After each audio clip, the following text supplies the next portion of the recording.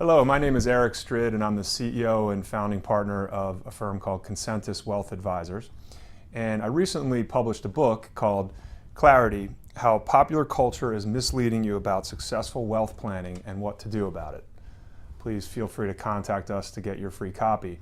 One of the things we've noticed is that our clients and friends have had a lot of questions about the book that were perhaps beyond the scope of the book that I wasn't able to address with the limited space. And so I wanted to shoot a quick video just to address some of those questions and hopefully provide some helpful, valuable information about wealth planning that you can use with your own family.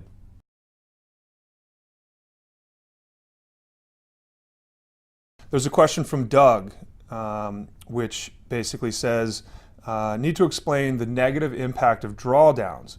Need to explain reward and risk are interdependent and each has meaning outside the context of the other. So yes, Doug, certainly the importance of investment drawdowns, or in other words, temporary declines in your investment portfolio is something that needs to be taken into account, particularly for investors who are retiring. We talk about this a lot with our clients, that not all rate of return streams are created equal. Many people believe that if over my lifetime I achieve a rate of return of 8%, that's all I really need to know. Well, the reality is that you could get to that 8% in very different ways. One thing we know is that you won't earn 8% each and every single year of your life. Most investors, your return stream is likely to be volatile or jagged. You might, in some years, earn 16 or 20%, in other years you lose money. And over the course of your lifetime, you may average out to an 8% or a 7% rate of return, but you're going to achieve that return with volatility, and the timing of those returns may be unpredictable. And one of the things that we feel is really important is that understanding the mathematical impact of that volatility is also critically important. To make a very simple example, if we have a client who's going to spend 30 years of their life working and saving, and then another 30 years of their life in retirement drawing money from their portfolio, well, that particular client would love to have bear market years during the 30 years that they're working and saving and putting money into the market, and then bull market years in the 30 years that they're withdrawing from their portfolio. That would be an ideal timing. So really the timing of the returns that you achieve is actually very important when you think about the cash flows going in and then back out of your portfolio over your lifetime. One of the ways that we deal with that when we work with clients is we use probability software. So we basically will sit down and create, in the case of our software, 1,000 different examples of possible future investment volatility that we can model, and then plug in the cash flows of that particular client, when they're going to save money, and when they may be withdrawing money from their portfolio, to determine are their savings going to be sufficient to fund those withdrawals that they may be making in retirement.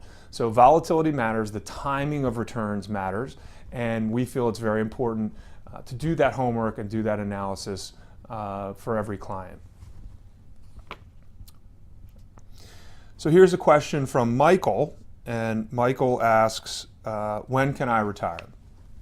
Well, Michael, that is, of course, an individual question for every particular client, and it's customized, so there's no rule of thumb that we can use in telling somebody when they can retire. Of course, it has to do with a couple factors. The first is how long do we think you're going to live? That's an important factor. The second is how much do we think you'll spend during retirement? So what kind of a goal do you have for annual lifestyle income flow? The third is what will be the inflation rate on that income flow that you hope to achieve in retirement? And then of course the fourth is how much do you think you can save between now and then? If you think that you can save an incredibly high amount between now and the time you retire, you can retire earlier and with a greater lifestyle. If you think that you're going to be slow and steady wins the race, smaller annual contributions to your savings then of course you may have to think about postponing your retirement or living on a lower retirement income. So it is an individual question. One thing that is critically important though is that as early on in life as you possibly can, to do the planning, to actually sit down and run the numbers and determine what are realistic goals, what's a realistic savings rate that you think you can afford, and what kind of a retirement lifestyle will that yield and when. We really believe that doing that homework sets you on a track of trying to create some certainty around your retirement planning situation.